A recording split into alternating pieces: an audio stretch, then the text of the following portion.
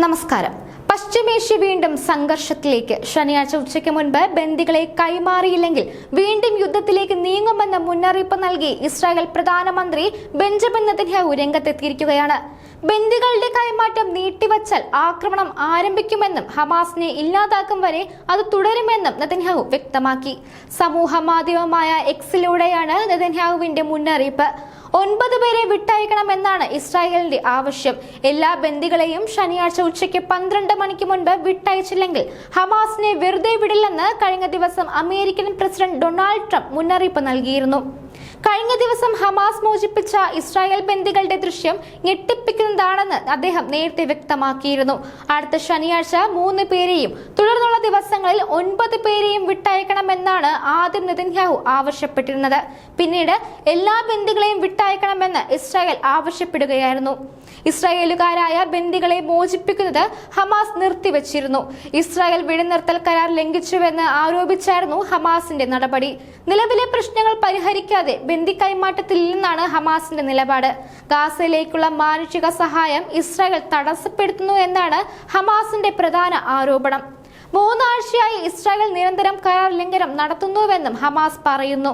എന്തിനും സജ്ജമായിരിക്കാൻ സൈന്യത്തിന് ഇസ്രായേൽ സർക്കാർ നിർദ്ദേശം നൽകിയിട്ടുണ്ട്.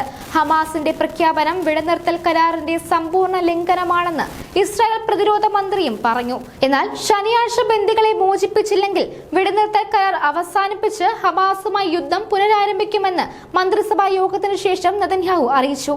അതേസമയം ബന്ദികളെ കൈമാറാൻ ഹമാസ് തയ്യാറായില്ലെങ്കിൽ വെടിനിർത്തൽ അവസാനിപ്പിച്ച് യുദ്ധത്തിലേക്ക് നീങ്ങണമെന്ന് US പ്രസിഡന്റ് ട്രംപ് ആഹ്വാനം ചെയ്തതായി റിപ്പോർട്ടുകളുണ്ട്.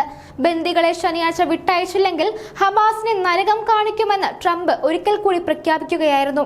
എന്നാൽ ട്രംപിന്റെ ഭീഷണികൾക്ക് ഒരു വിലയും കൽപ്പിക്കുന്നില്ലെന്നാണ് ഹമാസ് വക്താവായ സമി അബു സുഹ്രി വ്യക്തമാക്കിയത്. ഒരു ധാരണ ഉണ്ടാക്കിയാൽ അത് പാലിക്കാൻ ഇരുകൂട്ടരും ബാധ്യസ്ഥരാണെന്ന കാര്യം എല്ലാവരും ഓർക്കണമെന്ന് ഹമാസ് ചൂണ്ടിക്കാട്ടി. ഇസ്രായേലുമായി ഉണ്ടാക്കിയ വെടിനിർത്തൽ കരാർ പ്രകാരം ഹമാസ് മോചിപ്പിക്കേണ്ട 33 ബന്ദികളുടെ പട്ടികയാണ് നൽകിയത്. അതേസമയം ഗാസ അമേരിക്ക ഏറ്റെടുക്കണമെന്ന പ്രഖ്യാപനത്തിന് പിന്നാലെ ട്രംപ് കൂടുതൽ വിശദീകരണവുമായും രംഗത്തെത്തിയിട്ടുണ്ട്. ഗാസ അമേരിക്ക ഏറ്റെടുത്തു കഴിഞ്ഞാൽ പലസ്തീൻ ജനതയ്ക്ക് അവിടേക്ക് മടങ്ങാൻ അവകാശമുണ്ടാകില്ലെന്നാണ് ട്രംപ് വ്യക്തമാക്കിയത്. അറബ് രാജ്യങ്ങളിൽ മികച്ച താമസ സൗകര്യം ഒരുക്കിയാൽ പിന്നെ ഗാസയിലേക്ക് തിരിച്ചു വരുന്നതിനെ കുറിച്ച് ആലോചിക്കേണ്ടി വരില്ലെന്ന് ട്രംപ് പറഞ്ഞു. എന്നാൽ ഗാസയിലെ ജനങ്ങളെ മാറ്റി പാർപ്പിക്കരുതെന്ന നിലപാട് ഡൊണാൾഡ് ട്രംപുമായുള്ള കൂടിക്കാഴ്ചയിൽ വ്യക്തമാക്കിയതായി ജോർദാനിലെ അബ്ദുള്ള രണ്ടാമൻ രാജാവ് വെളിപ്പെടുത്തി. ചർച്ചയുടെ അടിസ്ഥാനത്തിൽ മേഖലയിൽ സമാധാനം പുനഃസ്ഥാപിക്കുകയാണ് ഇപ്പോൾ ചെയ്യേണ്ടതെന്നാണ് ജോർദാന്റെ നിലപാടെന്നും അദ്ദേഹം പറഞ്ഞു. ഓരോ ജീവിതവും ഓരോ കഥകളാണ്, വേറിട്ട കഥകളുടെ ഒരു കൂട്ടായ്മ. വേണമെങ്കിൽ നമുക്കതിനെ ഒരു നോവലെന്ന് പേരിടാം. അതുപോലൊരു നോവലല്ലേ നിങ്ങളുടെ ജീവിതവും? എന്താ, ശരിയല്ലേ?